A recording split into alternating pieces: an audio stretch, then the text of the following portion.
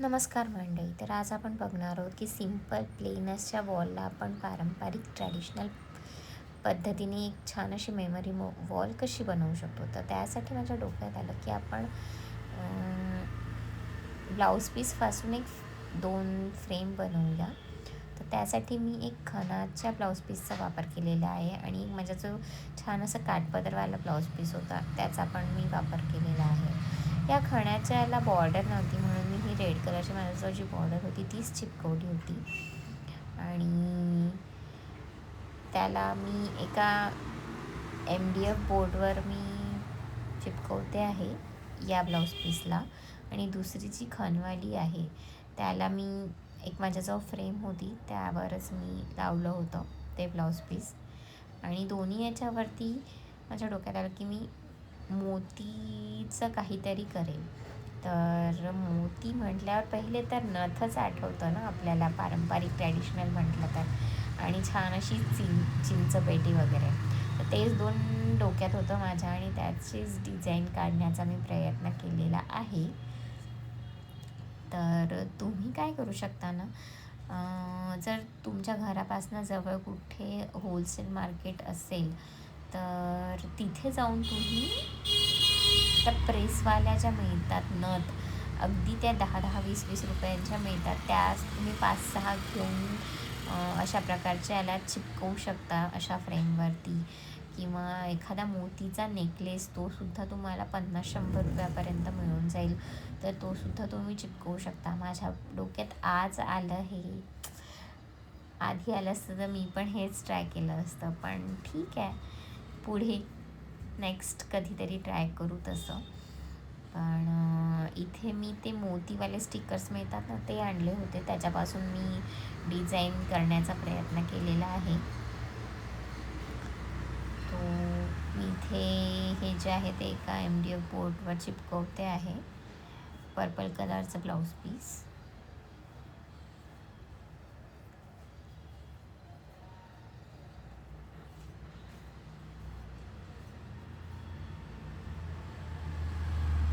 त्यानंतर हे अशा प्रकारचे ते मोतीवाले स्टिकर्स आणले होते, 3 वेगवेगळ्या प्रकारचे. एक छोटे मोती आहे व्हाईट कलरचे, एक त्यापेक्षा मोठी साईज आहे आणि एक कलरफुल असे घेतले होते. आणि जे जे डोक्यात माझ्या आयडियाज येत गेल्या नथ बनवण्यासाठी, मी तसं तसं तिथे डिझाईन काढत गेली. तुम्ही पण नक्की ट्राय करू शकता जर तुम्हाला सुद्धा ट्रॅडिशनल पारंपरिक गोष्टी आवडत असेल तर.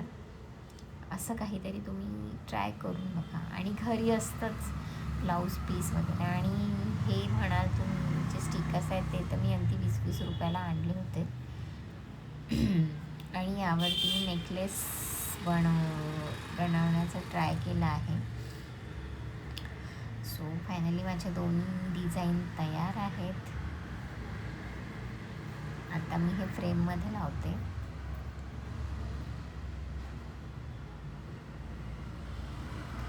आणि मग वळूया आपण आपल्या मेन वॉलकडे. तर ही आहे हा आहे माझा जिना आणि ही ती वॉल आहे. तर यासाठी मी ही जी ब्राऊन कलरचं बॉर्डर येतं वॉल बॉर्डर, ते ॲमेझॉनवरून ऑर्डर केलं होतं. खूप छान आहे, मला तर फार आवडले आणि एकदम लुकच चेंज झाला माझ्या वॉलचा. त्यानंतर ज्या फ्रेम्स आहेत त्यासुद्धा मी ॲमेझॉनवरून ऑर्डर केल्या होत्या. त्याच्यानंतर फोटोज कोणते लावायचे काय, हे सुद्धा मी 2-4 दिवसाआधीपासून डिसाईड केलं होतं. त्यानंतर त्याची प्रिंटआउट काढून आणली. माझ्या डोक्यात असा विचार सुरू होता की छान या घरामध्ये, माझ्या घरामध्ये जेवढेही लोक लहानाचे मोठे झाले, ज्यांनी ज्यांनी आपलं आयुष्य घालवलं आहे, त्यांचे सगळ्यांचे फोटो लिहूयात. जसं की माझी फॅमिली तर आहेच, त्याच्यानंतर माझ्या नंदा, त्यांची मुलं. सो त्या जेव्हा केव्हा पण इथे येतील राहायला, त्यांना हे सगळं बघून छान छान वाटेल, आनंद होईल, स्माईल येईल. तर असा हा मेमरी वॉल मला करायचा होता.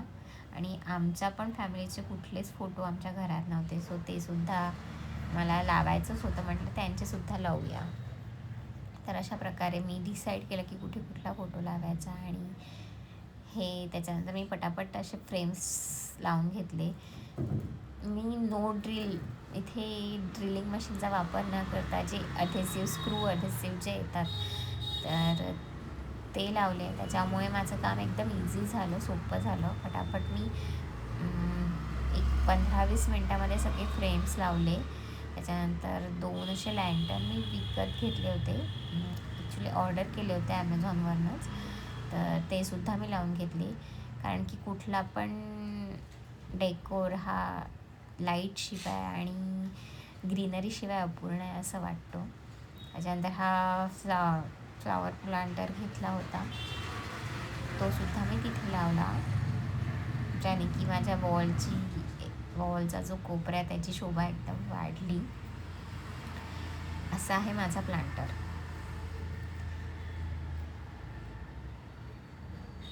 बिफोर वॉल ह्या ज्या 2 फ्रेम केल्या होत्या मी, ह्या इथे लावायचं डिसाईड केलं, कारण की तिकडची सुद्धा वॉल ही खूप रिकामी वाटत होती. सो ह्या 2 मी तिकडे लावल्या.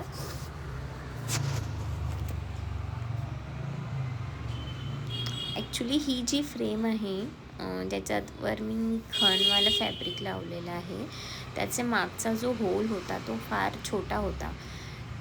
त्यामुळे ना, आणि त्या ॲडहेसिव्हला जो स्क्रू दिलेला आहे तो थोडा मोठा होता, त्यामुळे ते त्याच्यात जात नव्हतं, तिरपं होत होतं, व्यवस्थित जात नव्हतं. त्यामुळे मी त्याला 2 सायडेड टेपनी नंतर व्यवस्थित लावून घेतलं. त्याला थोडा वेळ लागला त्याला करायला, पण नंतर एकदा लावल्यावरती छान वाटत होतं. मला तरी आवडला हा लूक. तुम्हाला सगळ्यांना कसा वाटला नक्की सांगाल. त्याच्यानंतर कुठल्या पण प्रोडक्टची लिंक हवी असेल तर मला कमेंटमध्ये सांगा, मी शेअर करेल नक्कीच.